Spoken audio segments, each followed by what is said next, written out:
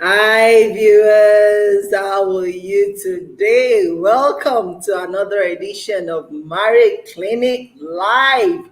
Hope we are all doing fine. I would like to first of all congratulate each and every one of us for seeing this day, the last day of the month of May. Um, the last day of the month of May. I hope you can all hear me. So, hi viewers, welcome to another edition of Marriage Clinic Live. How are you today? I remain your host, Moralaya and Ofuti. I would like to start by congratulating each and every one of us for seeing today, being the last day of the month of May. 2020. It's a rare privilege for us to be alive. We all know what is happening all over the world right now. We know the crisis here and there, but you and I, we are alive, we are well. We are just grateful for life, and for the opportunity to see a day like this. I congratulate you and your household for seeing the end of May, and I pray we shall see many more new month and the end of month in God's name. Amen.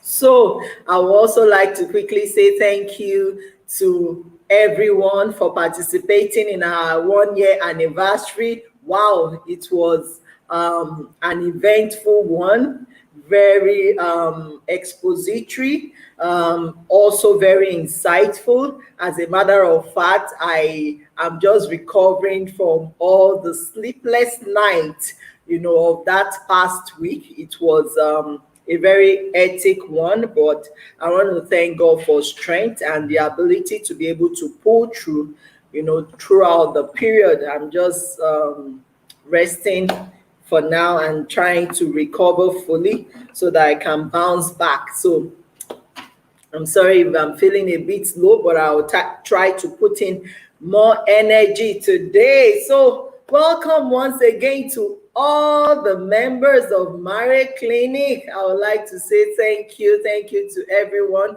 who participated in our 1 year anniversary, who helped to share the videos, who also helped to share the flyers for people that invited someone. So many new people joined us during this season of anniversary, and I would like to say thank you. Thank you to all Marriage Clinic members, who work together with us throughout that period, to make this program a success. I'm very, very grateful to each and every one of you. And I'll also like to celebrate all our first timers. For the past 1 week now, we've been having first timers joining us. I've not had so much time to celebrate the new ones that joined since yesterday, but I'll try to do that before today ends and new people have been joining. I would like to say welcome to Marriage Clinic. Thank you so much for joining us. We are glad that you are part of us. We are grateful that you are on a platform like this, and I can assure you that you're going to be learning a lot and you're going to be learning new things. I believe so much in knowledge. I believe that when we have the right knowledge, it will help us to navigate through tough times and challenging seasons of life. But when we lack the necessary knowledge and the understanding, then men and women tend to struggle. And that is why Marriage Clinic is doing all of this, making sure that we put out the right information, the right knowledge that can help people, that can help couples, that can help even intending couples, the young ones, to reset our mind. Our mind and our thinking, and to help us know what is best to do when it comes to marital challenges or even in our relationships with people as young ones, and how to navigate through all these challenges. So I would like to welcome all our first timers again. Thank you for joining us. Before I go to our topic for today, I would like to enjoin all of us to please make sure you follow us on YouTube and on Instagram. Now we have had our first year anniversary and it went so well. It was so remarkable that up till now we've not recovered, from the impact of that 1 year anniversary. And that has really encouraged me to put in more effort. And I want you to know that going forward, we will be having more world-class speakers coming to speak to us on this platform. The work is already ongoing. You will be having people, and I mean from all over the world.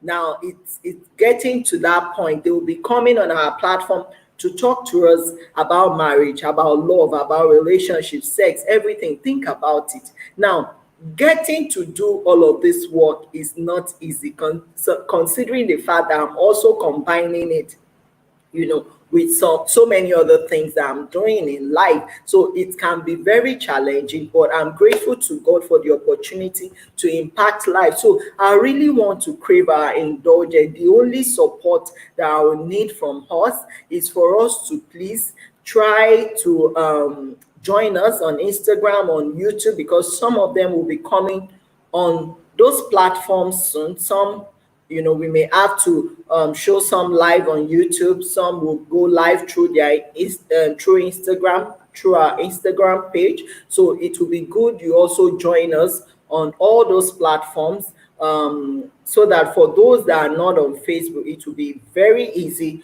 for them to still reach out to us. So please, we are Marriage Clinic on YouTube. The link is actually below this video. Do click on it, subscribe to our channel. I can assure you that we will be bringing you interesting topics, interesting speakers, people that you will learn from, people from all walks of life, and I mean world-class standard. They will be coming on this platform to teach us. So please do subscribe to our YouTube channel, to our Instagram channel, and please keep inviting someone as we all continue to touch lives together. So let's go straight to the point. So today we will be looking at a very controversial topic, and for some time now, I've been wanting to speak about it, but because of our anniversary activities, I had to defy it till today. This topic came as a result of the fact that many people have been asking questions around this, and they've been wanting that we really talk about it and we discuss it, and that is the topic of the act of cheating in marriage. The act of cheating in marriage. Now, I want you to follow me closely as we look at this topic today. So I'm going to start by saying, what does it mean to cheat on your spouse in marriage? What does it mean to cheat on your spouse in marriage? Now, according to Macmillan Dictionary, it says that it means to secretly have sex with someone other than your husband or wife or partner. Now, to secretly have sex with someone other than your husband, your wife, or your partner. And it also means to be unfaithful to your spouse or to your partner, to be unfaithful. Now, we understand what cheating means. So when someone says, oh, my husband is cheating on me or my wife is cheating on me, what that means is that the husband or the wife is beginning to have a sexual partner aside from their lawfully wedded wife or lawfully wedded husband in that marriage. So another question that we may want to ask is that, why do people cheat? What are the reasons for cheating? Why do a husband or a wife cheat? Now, there are so many reasons why people cheat. The list can be a very long one, but I will just go through the vital one, the common reasons why men, cheat, or why women cheat. In my conversation with some couples, with some men, with some women, when I'm asking, so why are you doing this? Why are you doing this to your husband? Why are you doing this to your wife? So the usual or common response that I get is that when he's unresponsive, when she's unresponsive, they make it look as if they are doing you a favor by having sex with you. Then why won't I look outside? Now, the man or woman is complaining that they feel that their partner is unresponsive to them. Now, when your partner does not feel needed, when they feel that you see them as, oh, maybe they are expired or you don't need them, then that partner begin to think that maybe he or she is no longer attractive to you, so maybe they should go out there, and help themselves. Another reason why people give is that they'll say, oh, my marriage is not fulfilling, I'm not enjoying my marriage, I'm just trying to tolerate my spouse in this marriage. It's not a fulfilling one, this and that is another reason. Now another person will say, the reason why I'm cheating is because my husband or my wife, does not satisfy me. They don't know how to satisfy me. They don't know how to do this. They don't know how to do that. Now, for some women, they'll say, oh, well, the reason why I'm cheating is because it doesn't fend for me enough. So I need to go out there and do other things, that will help me get money. So many excuses. And the men too, because they are looking for favors from someone, they will say, oh, so I had to dance to a tune, so I had to, so many reasons. We all are adults and we all know the reasons that people give for cheating. Now, these reasons are there, but I want us to I want us to take a step after the other. I want us to reason together. I don't want to speak over people's head now, but I want us to reason together, because I'm going to be saying some thought-provoking things that will make you think along and say, okay, let me think about it. Let me assess myself, whether what I'm doing is right or wrong. I'll try not to be judgmental, because no one is actually immune to this thing called cheating. You might be saying, oh, I can never fall prey to such a thing. I can never. Good. We all pray not to be faced with such temptation.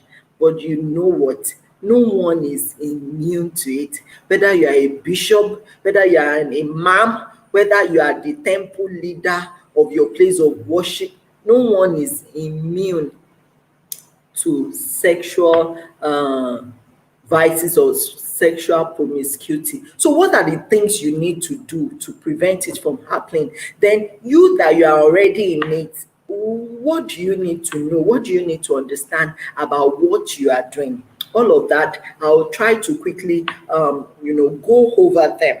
Now, I said in my note that, so how does cheating happen? Because I've heard people that will come and say, oh, it was a mistake actually. Oh, it was a mistake. I didn't plan for it. It just happened accidentally. Oh, and everyone will be telling the wife, why not just forgive him? Forgive him now. It's a mistake. It's a mistake. Someone once said that when your spouse cheat on you the first time and they say it's a mistake, or they say it is the devil. Devil has suffered too, because many of us, we do some things and we'll be lying on devil and say, it is devil, it is devil. Well, at times, I'm sure devil too will be like, how I wish I can appear to these people and let them know that, no, it is not always, it is not always about the devil, but about your inability, to control your thoughts and to tame your desires is what is putting you into trouble or getting you into this hot soup. Now, I'm going to go over it gradually. So how does cheating happen? Because at times it doesn't happen by accident. So when it happens once and you say it's an accident, it happens the second time you say it is the devil. Someone say, when it's becoming repeated, it's no longer the devil. That is the honest truth. Even the first time it happened, at times it's not an accident. So how does cheating happen? Now I want us to know that cheating is a planned work. What did I say? A planned work. It is a planned work. It is not an accidental work. Now, it is a planned work that is resulting from a planned thought. Now, nobody would say, oh, I was walking on the road, walking on the road, oh, and someone just jumped at me on the road and say, oh, today I'm going to have sex with you, or you're going to have sex with me. No. We know how all these things happen. It is either you've been thinking about it that, okay, so this lady, I fancy this lady, or I fancy this guy. So how do I get her, or how do I get him? So you will start thinking about it. You will start fashioning that thought in your heart, ruminating over it that, okay, so what do I need to tell her to make her fall for what I'm about to do? What do I need to tell him? So it's a planned work. You have premeditated over that thought very well. You've woven the thought in your heart. You've thought about it well. In fact, you've planned it that, even the lie that you're going to tell to your spouse for going out there to cheat, you've equally planned the thought to say, this is what am I going to tell my spouse? Okay, you will tell yourself that, okay, I'm going to tell my spouse that, we have an official meeting in Kaduna or at Abuja, and I'm going to tell her that, we will be there for days or for weeks. So I will go out of town with her. We will hook up. You've planned it in your mind. Same thing for the woman. The woman too say, what will I tell this my husband? Okay, I'm going to tell her that my mother is sick in the village, so I'm going to see her in our hometown. Then you will take off. Now those are planned thoughts, and that planned thought, when those thoughts are always there, when you are thinking about it, one thing you need to know is that thoughts can be magnetic. When you ruminate and think about it it will become a compelling force within you, that it will now become an urge. It will be looking for a way to express itself. And the honest truth is, at that point, any opportunity that comes your way for you to express that urge, you are going to seize that opportunity. And that is why cheating is not an accident. It is a plan, or it's a work that is happening, step after the other. It's like precept upon precept, a step after the other. It doesn't just happen at the step one. You would have climbed to step 2, 3, 4, and by step 5, it's happening. Now, if you now realize that this urge is already there because you've thought over it well, and you're now looking for an opportunity to express it. So you're now thinking about, okay, so this person that I really want to do this act with, let me look for a way to hook up with them. Some of us, you will text the person, some you will call the person. You both plan that, okay, let's meet here, let's see here, it's a planned work. So stop saying it is an accident, because you planned it, and you planned it well. And you planned it so well that at times we think that, we are smart, and you just elope with that person, and you feel, my spouse will never know, my husband will know, my wife will not know. Fine. They may not know immediately, but guess what? Some will know. Some will know eventually. They will find out. And when they find out those secrets, the question is, so what happens? Because you might think that, I'm smart, I'm a smart guy, I'm a smart lady. They will not find out. They will not know. We know. We know how to know. Now, another way these things happen is that when the opportunity now comes and you seize the opportunity, now when you now meet with the person you want to cheat with, I'm sure they did not force you to say, okay, you know what, you must have sex with me today, you must have, you must sleep with me today. No, it is your desire that made you to also let down your guard, and stoop low and say, okay, I'm going to, engage in this act with someone that is different from my partner or from my spouse. So after doing that, it will be good that men and women are honest enough to come out and say, you know what, this thing is a planned work. I premeditated over it. I thought about it. I planned the work in my mind or in my heart, and I implemented it. Than coming out to say it is the devil. May God forgive, many of us. Stop coming out to say it is the devil. Just come out to say, see, this is what happened. And, and the honest truth is, for people that are always telling women that, see, when your husband cheats, forgive them, move on, forgive them, move on. As far as I'm concerned, we are spoiling the men. We are spoiling some of these men, because we are making it look like, oh, it's nothing, let her just forgive and move on. Then it's not good, because at times I wonder what kind of children are we going to be raising when we are making some things that should be weighty. We are making it look like, oh, it's light, oh, it's nothing, oh, there's really nothing there. Someone will lie to you severally, someone will cheat on you severally, and you are still telling the woman that, oh, brainwash yourself and tell yourself it's nothing, it's nothing, it's nothing. Now, I'm not saying that at every slightest mistake that you should jump up and say, oh, I'm leaving the marriage. No. What I'm trying to say is that it's not all the time that some of these things are the handwork of devil. Some of us is our own handwork. We are the one that brought that thing upon ourselves, because you are the one that sat in a corner of your room, of your car, and you were thinking about it, premeditating over it, even at the corner of your offices. Yes, some of us, we sit down there and we are thinking, this guy that is always eyeing me, this lady that always fancies me, when am I going to go out with him or go out with her, and sleep with him or her?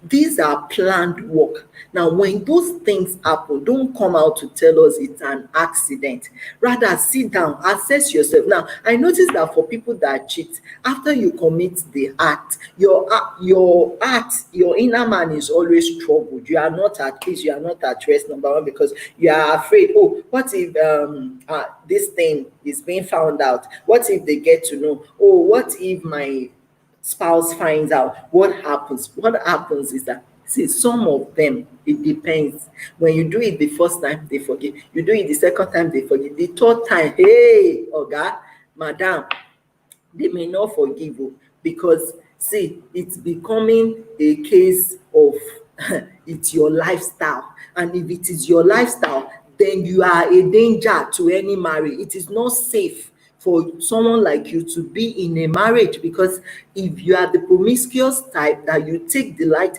in having several sexual partners aside from your partner, then that means that you are going to expose your family to danger. There are several STDs out there, sexually transmitted diseases. You can contact them and bring it home to infect your wife. And you know what? As beautiful as some of us are, and as handsome as some of us are, see, it doesn't take a second for men and women to cross from life to death. It does not. People, the if you have seen people that have tasted death, and I mean near death experiences, if you have seen people that have tasted near death experiences, they will tell you that for people to die is just a split of seconds. Now you will now go out there, you will sweep the street of Lagos, the street of Abuja, the street of Kaduna, all the places in the country and even abroad, wherever you are situated, and after doing that, you will now bring that same body, that temple that should be consecrated and reserved for that your partner, you will now bring it again to say, oh, you want to have, intercourse with that man or that woman. Don't you know that you can infect that your partner, with a deadly disease? And if that happens, that partner will just start falling sick. Before you know it, the money you should use doing constructive things and productive things, you are spending it on drugs, on medication, on hospitals. And there are some that it's so bad that the woman or the man might live with those kind of diseases for the rest of their lives. Now, you don't want to put yourself in that situation. You don't want to put yourself in that shoes. And aside from even contacting diseases, you are exposing your family to danger, because the people you are going out there to sleep with, you don't know the kind of spirits they carry. You don't know the kind of people they are. And yeah, if you are doing that every now and then, and you still come back, to your family to still be among them, then you are exposing them to danger. You are the careless one that you need to rethink your ways, your step, your activities, your thought. You need to check your heart and your mind, because you can't keep doing that. The consequences, are they usually have multiplier effect. Now, another thing is, what example are you laying for your children? What example, what model are you showing them? If you are the type that you are everywhere. Someone will say, oh, community husband, public wife. So if you are that kind of person, you may want to sit down and have a rethink, that where would all of this take me? And you know what? That man or that woman that you have as your husband or your wife, that you are complaining about, that, oh, maybe they are not attractive enough, oh, I don't feel fulfilled with them. See, what you don't know is that in life, I always tell people this: in life there is nobody, and I mean there is nobody that is not beautiful or handsome. Everybody has, that potential in them to be beautiful and to be handsome. See, when money comes, you will know that you are beautiful and you are handsome. The reason why that your partner is still looking the way he or she is looking is because money has not come. You to help that partner, touch them up. All the women you are seeing out there, some at times someone will tell me that, those kind of babe that I cheat with, that I go to sleep out with, they are clean babes. If you see their skin is clean, and I'll be like, please, excuse me, what is clean about them when their inner man is dirty? Their inner man is full of worms. So what is clean? You are looking at the skin. Anybody can have a clean skin. As a matter of fact, our skin rejuvenate itself every 7 years. So if you take care of your home very well, or if you take care of your partner very well, let them eat good food and let them take care of them, so you will realize that we all can have good skin, fresh skin, and you will appreciate that partner. Now, another thing you need to know about your spouse is that, see, no man is an island. This thing called marriage is like a school. Both of you will need to teach each other. You will need, so long you have subscribed to marriage, you will need to be a student and a teacher at the same time, because you cannot know it all. As a woman, your own may be, you can cook, you know how to cook well. Your husband, and you may not know how to perform when it comes to the other room, and your husband may have grade A+ in that area. So a wise woman will tell herself, okay, what am I supposed to do? Humble yourself and learn. Let him teach you. Let her teach you. No man is an island. Ask question. Okay, so in this area, am I satisfying you? How do you want it? Learn, rather than you concluding that, oh, they can't do it. Rather than you concluding that, oh, he or she cannot meet up with my expectation. Experiment. So long both of you are couples or you are married, learn from each other. That is very important. Now, I want you to know that The consequences of cheating on your partner, it's not something that can be easily erased. So you need to have a rethink, because number one of the consequences is that if you have a spouse that is a no nonsense spouse, and I mean a no nonsense, that they are thinking well, and they will be like, how can he or she tell me this was a mistake? Or how can he or she keep coming back to say this is a mistake?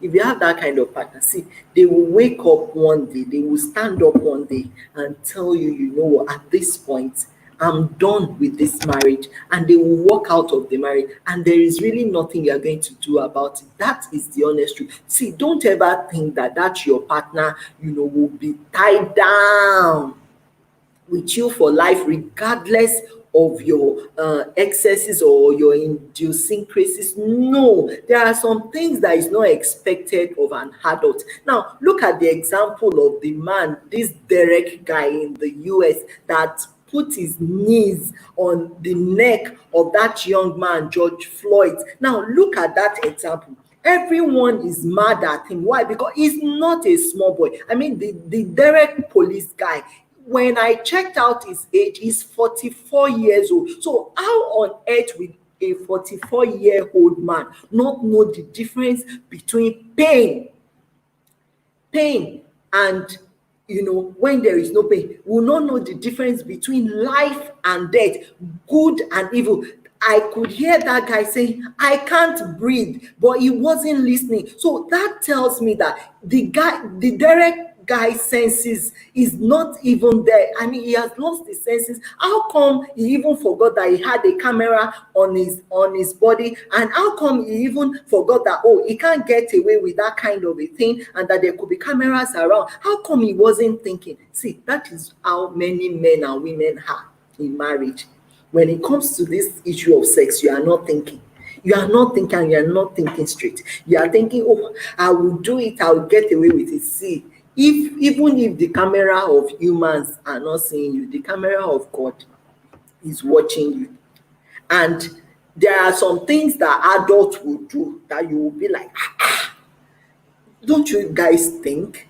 Can't you guys think? What is going on? Can't you just sit down and reason as an adult? Can't you differentiate between good and bad, good and evil? You, as an adult, should be able to differentiate between those two things. It's very important. Otherwise, it's going to create problems and crises for that person in future. So one of the things it will do for you, if you don't desist from that act of continuous cheating on your spouse, one of the things it will do for you is that you will end up with a broken home or with a broken marriage, because that your spouse will just tell you, you know what, at this point I'm done. I can't take this anymore. That is the truth, because you've stretched the woman or you've stretched the man to a point that they have told themselves, rather than me to come and die, or leave the earth for one man, I'd rather stay on my own and live my life and trust my God to bring the one that will prolong my days on the face of the earth. No, that is the honest truth. So don't ever think that woman, will sit down there and be watching you, living a promiscuous life. I'm sure she's telling herself, can this man think? Can this man think of the implication of what he is doing to his family or to his own? And for the woman that is doing that kind of a thing, the man too is thinking the same way. Can't you reason? What sort of woman are you? A public wife?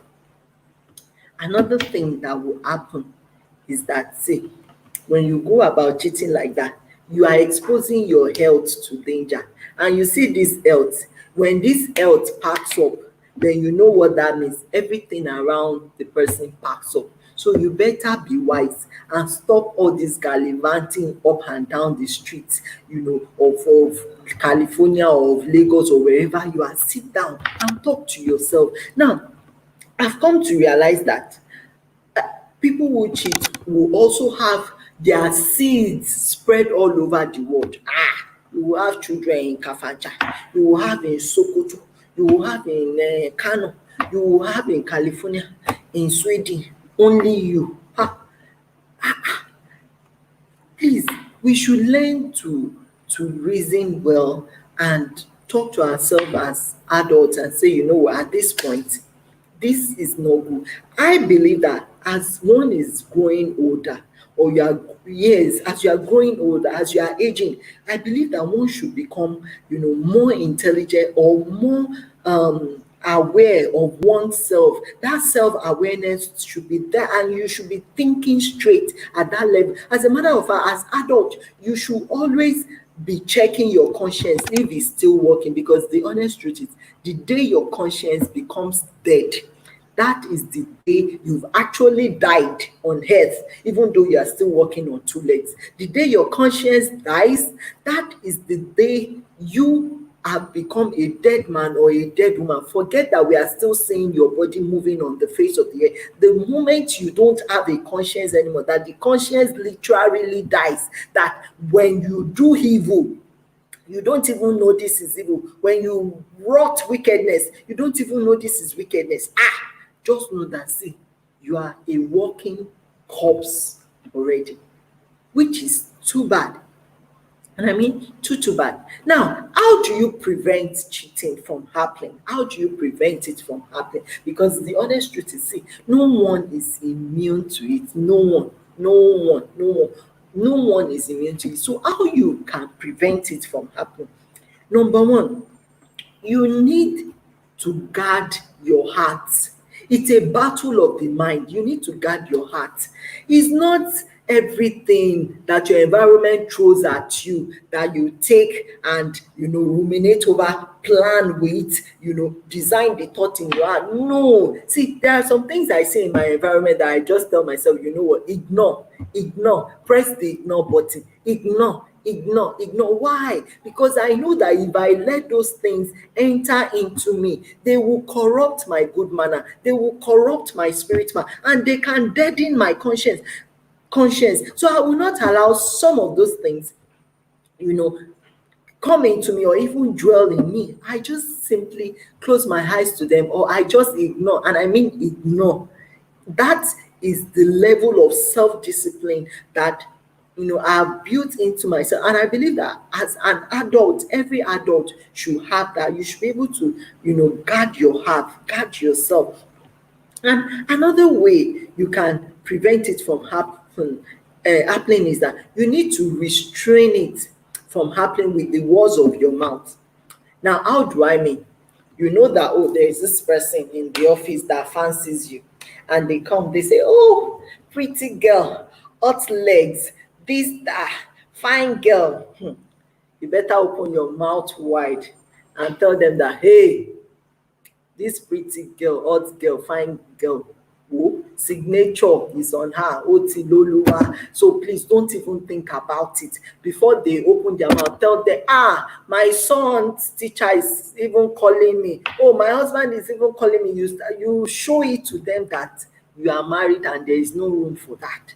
Same thing as a man. You know that, this lady is flocking around you, scheming, planning to see that, something happens between both of you. You better be, before the lady says two words, you better quickly pick up your phone and say, oh, my wife is calling me. I need to even check up on my wife for something. Oh, my children need to hear my voice by this time. By now, they should be back from school. You keep saying things that would deter such people from even thinking about it. There is no space.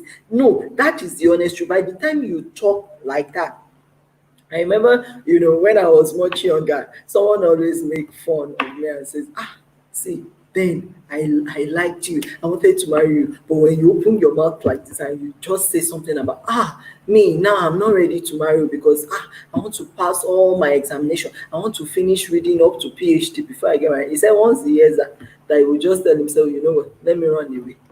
That is how it is.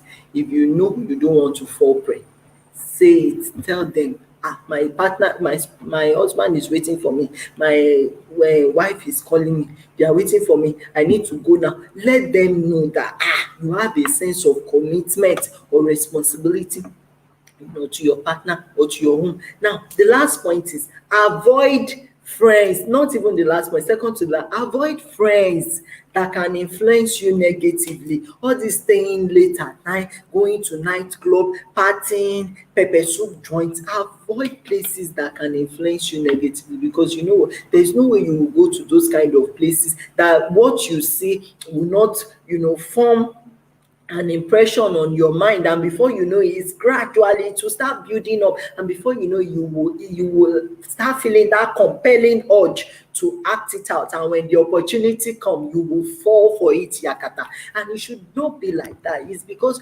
you've given room too much for some of these things to happen. Now, another point is, watch the things you listen to, the kind of music you listen to, the kind of movies you watch it.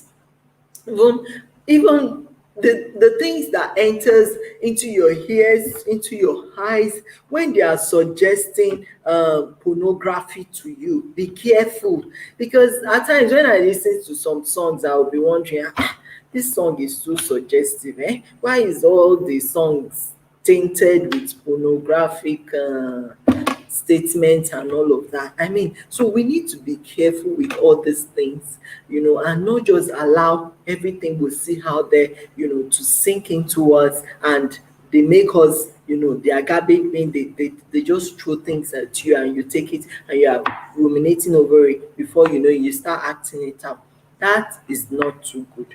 So please, men and women, husband and wife, that your partner can, is enough for you, that your partner can perform. In fact, they can do wonders, much more than the people you are running out there to meet, would do. So stay with that person, unless you have now told yourself that, at this point, I'm not interested in this marriage, and you both are separated or divorced, and you've now gone, to remarry someone else, then that is understandable. But in a situation whereby you are still in that marriage, and you are still going out there to be, to be sleeping with other people aside from your spouse, then that is a big problem. I mean, it's a big problem, and society should not make light of it. Society should not say, oh, let's just overlook it and forgive. Fine, we will forgive, but men and women, when it becomes a norm, when it becomes a repeated act, when it becomes an attitude, see, it will create disaster even for these children that we are bringing up. So I think that in our actions, we need to think about the implication before we do some of these things, and even the implication on these children that we are raising, because at times, before I do things, I ask myself, okay, so how does this impact on the child that I'm raising, or on the children that I'll be raising? How does this impact? Because you need to keep thinking about all these things before we act. Otherwise, we will become adults that are busy creating problems for the society, while, you think you are enjoying life, or you are enjoying yourself. That is not good. So like I said earlier, if you find yourself in these shoes, please assess yourself, have a rethink, go back home. That's your wife, that's your partner. If you teach them, they will know. If you work with them, they would understand. If you communicate with them, let them know what you are going through. Let them understand your plight. Talk, talk as adults. Explain yourself, and before you know it, things will get better. So I would like to stop here today, and I hope that you will join us again next week. Next week, I'm working towards bringing a couple. I pray that it works out, and they are a remarkable family, and we'll be learning a lot from them. So hopefully this week we should wrap up with all the logistics. I pray everything works out, so we would have those two couples on the program, this coming weekend, hopefully. Otherwise, it will happen the upper weekend. So I would like to stop here. Please continue to comment on our post, continue to participate is very important.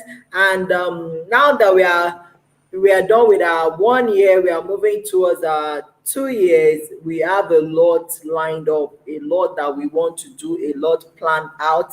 And as a matter of fact, we need resources. And I know that God has started the good work. He will bring us support, He will bring us sponsors, He will bring us avenue to raise funds. But like I keep saying, during our first year anniversary, if it puts in your heart to support us in any way, support our programs, we have a lot lined up. You will be amazed if I mention the names of the kind of speakers we want to bring. And I mean, a lot of them, they are beginning to hear about marriage clinic and they are willing to come.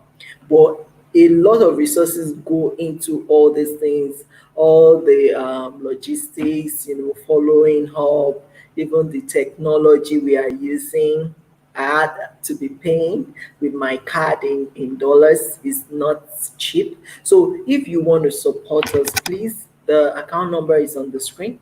Do support us. Otherwise, I believe that other sponsorship would come, corporate organization. I mean, so many other ones will come. It's just a matter of time. So we are not in a hurry, but I pray that we all make things happen for others and we do this together. So I'd like to stop here today. I remain your host, Muralaya and Oputi. Till we see again, I say bye-bye and have a beautiful month of June. I pray that June will be a remarkable month for all of us. We will all bounce back, financially, we will all bounce back in every ramification, and we will have more than enough abundance by the help of God. Thank you for watching, and I say till we meet again. Bye bye.